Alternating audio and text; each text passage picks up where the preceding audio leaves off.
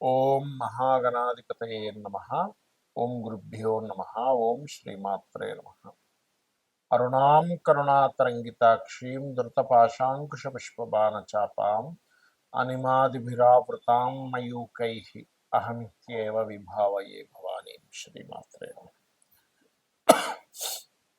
ప్రేక్షకులకి ఆ లలితాంబిక అమ్మవారి యొక్క అనుగ్రహం పరిపూర్ణంగా కలగాలని మనస్ఫూర్తిగా కోరుకుంటూ మనం ఈరోజు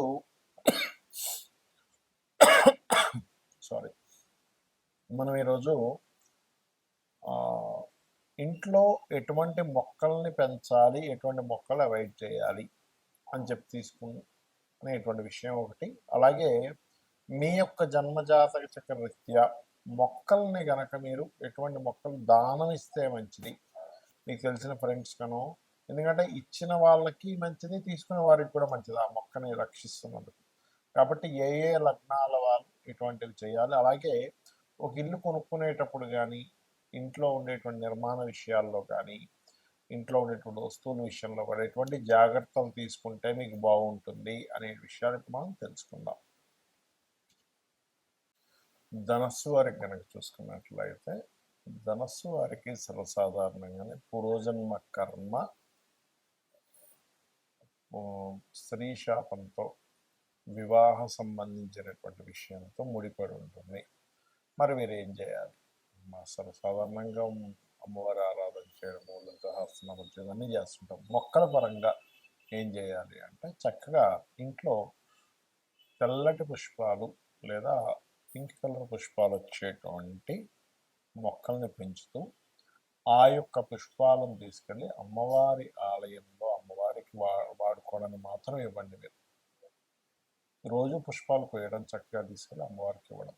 అలాగే ఆ తెలుపు రంగు పుష్పాలు వచ్చేటువంటివి పుష్పాలు ఏవైతే ఉంటాయో వాటిని ఆ మొక్కల్ని దానంగా ఇవ్వండి.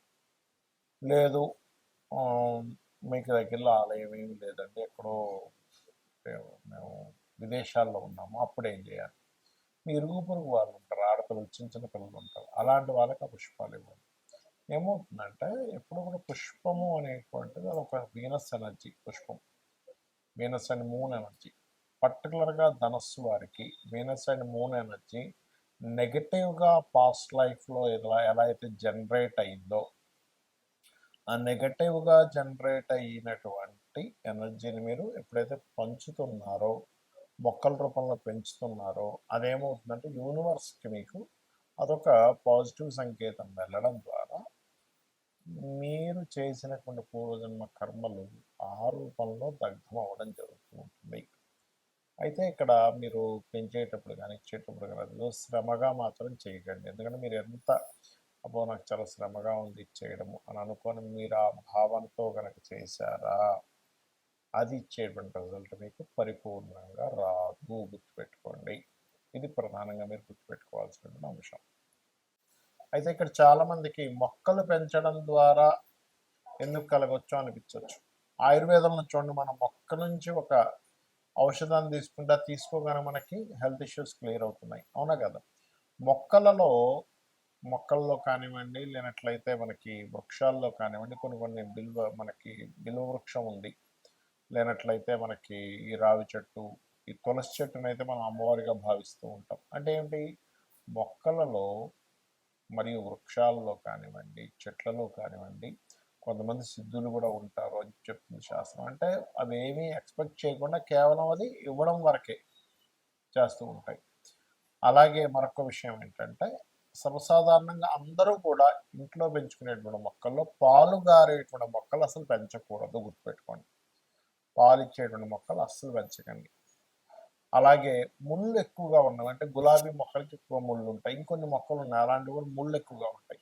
ఎక్కువగా ముళ్ళు ఉండేవి ఎక్కువగా పెంచకూడదు. అంటే ఒక మొక్క పర్లేదు, ఒక గులాబీ మొక్క పెంచుకున్నాము, నో ప్రాబ్లం.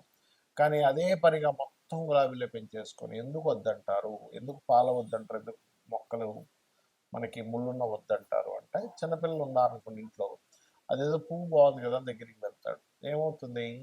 అక్కడ ఆ ముళ్ళు వాళ్ళ చిన్నపిల్లలు గుచ్చుకోవడం జరుగుతుంది. చాలా పెయిన్ఫుల్. మనం అంటే భరించగలం, చిన్నపిల్లలు భరించలేరు. అలాగే పాలు గారేటి మొక్కల్లో ఒక్కోసారి గన్నేరు మొక్కలు ఉంటాయి. పొరపాటున అదేదో చిన్నపిల్లలు నిజంగా పాలను కొని తీసుకుని నోట్లో పెట్టుకుంటే ప్రమాదం కాబట్టి పాలుండేవి పెంచుకోకూడదు. ఇక మరొక విషయం ఏంటంటే ఇక్కడ మనం 6వ స్థానంలో ఏ గ్రహం ఉంటే ఆ గ్రహ సంబంధించిన మొక్క దానం ఇవ్వచ్చు, ఆ గ్రహ సంబంధించిన గోవు తినిపించవచ్చు అని చెప్పుకున్నాం. ఉదాహరణకి రవి ఉన్నాడు, గోవుకి గోధుమ రవ్వ తినిపించడము, మరియు వీలైతే ఎర్రటి పుష్పాలు వచ్చేటువంటి మొక్కల్ని దానంగా ఇవ్వడం కానీ పెంచుకోవడం కానీ చేయొచ్చు. అలాగే చంద్రుడు ఉన్నాడు అనుకోండి, తెల్లటి పుష్పాలు వచ్చేటువంటి మొక్కల్ని పెంచుకోవడం కానీ దానంగా ఇవ్వడం కానీ చేయొచ్చు. అలాగే బియ్యపు పిండిని గోవుకు తినిపించవచ్చు. ఇవన్నీ ఏంటంటే పూర్వజన్మ కర్మను తగ్గించేటువంటి ప్రాసెస్. ఉదాహరణకి కుజుడు ఉన్నాడు, కుజుడు కనుక మీకు 6వ స్థానంలో ఉన్నాడు, అప్పుడు ఏం చేయాలి అంటే అప్పుడు కూడా ఎర్రటి పుష్పాలు కలిగేటువంటి మొక్కల్ని పెంచడము, ఆ పుష్పాలను తీసుకెళ్ళి దేవుడికి నైవేద్యంగా పెట్టడం చేయవచ్చు. అంటే దేవుడికి పుష్పాలుతో పాటు అంటే పుష్పాలు పూజకు వాడుకోవడము, క్యారెట్స్ లాంటి పదార్థాలతో చేసినటువంటి తీపి పదార్థాలను నైవేద్యంగా పెట్టడం చేయవచ్చు. గోవులకు కూడా క్యారెట్స్ తినిపించవచ్చు. అదే ఒకవేళ బుధగ్రహ సంబంధించింది ఉంది, అప్పుడు బిల్వ పత్రము, బిల్వ సంబంధించినటువంటి పత్రాలు, బిల్వ చెట్లను పెంచుకోవడము, వాటిని దానంగా ఇవ్వడం. చూడండి కొంతమందికి అంటే దానం కిందకి రాదు, దానం అంటే మనం మంత్ర సహితంగా ఇచ్చేటువంటిది. అలా కాకుండా మనం వచ్చినటువంటి గెస్ట్లకి ఇస్తూ ఉంటాం సరదాగా, మీరు పెంచుకోండి మంచిదని. అది తీసుకున్న వాళ్ళకి మంచిదే, ఇచ్చిన వాళ్ళకి మంచిదే, గుర్తుపెట్టుకోండి. ఇప్పుడు దానం ఉందనుకోండి, ఉదాహరణకి పలానా దివాళీ ఇవ్వండి, బియ్యం దానంగా ఇవ్వండి, గోధుమలు ఇవ్వండి, నువ్వులు ఇవ్వండి అని చెప్తుంటాం. అదేంటంటే తీసుకున్న వాళ్ళు ఆ దోషాన్ని తీసుకొని మళ్ళీ గాయత్రి జపం చేసుకోవాలి. కానీ ఈ మొక్క విషయంలో అలా కాదు. వృక్షాలను మనం ఎంత రక్షిస్తూ ఉంటే అది వాతావరణాన్ని రక్షించడం ద్వారా, పర్యావరణాన్ని మనం తద్వారా మనం మంచి చేస్తున్నాం కాబట్టి ప్రకృతి మనకు మంచి చేస్తుంటుంది. ఎలా అంటే మనం చూడండి అంటుంటాం, ప్రకృతి మనకిస్తుంది, యూనివర్స్ మనకిస్తుంది అంటే యూనివర్స్ ఇవ్వడం అంటే ఏమీ లేదు. అక్కడ ఏంటంటే మీరు ప్రకృతికి మంచి చేసేటువంటి పని ఏదైతే చేస్తారో, మొక్కల్ని పెంచుకోవడం, మొక్కల్ని వేరే వాళ్ళకి ఇవ్వడం, తద్వారా ఆక్సిజన్ ఎప్పుడైతే పెరుగుతుందో సకల ప్రాణులకు ఆక్సిజన్ కావాలి బ్రతకాలంటే, తద్వారా మీకు మంచి ఇస్తుంది, మీకు ఉండేటువంటి దోషాలు తగ్గుతాయి.